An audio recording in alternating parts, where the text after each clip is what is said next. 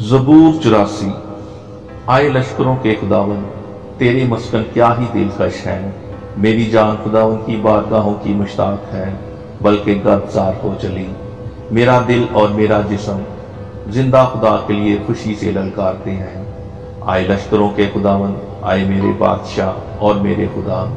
تیرے مذہبوں کے پاس گوریا نے اپنا آشیانہ اور ابابیل نے اپنے لیے گھونسلہ بنا لیا، جہاں وہ اپنے بچوں کو رکھے۔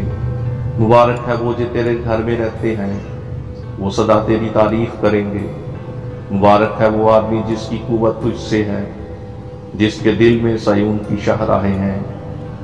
وہ وادی بقا سے گزر کر اسے چشموں کی جگہ بنا لیتے ہیں، بلکہ پہلی بارش اسے برکتوں سے معمور کر دیتی ہے۔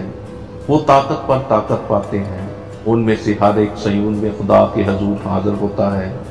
آئے خداوند لشکروں کے خدا، میری دعا سن۔ آئے یعقوب کے خدا، کان لگا۔ آئے خدا، آئے ہماری سپر دیکھ اور اپنے منصور کے چہرہ پر نظر کر، کیونکہ تیری بارگاہوں میں ایک دن 1000 سے بہتر ہے۔ میں اپنے خدا کے گھر کا دربان ہونا شرارت کے خیموں میں بسنے سے زیادہ پسند کروں گا، کیونکہ خدا آفتاب اور سپر ہے۔ خدا فضل اور جلال بخشے گا، وہ راست رو سے کوئی نعمت باز نہ رکھے گا۔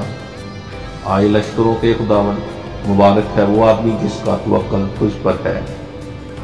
پاک کلام کے پڑھے اور سنے جانے پر خداوند کی خاص برکت ہو، آمین۔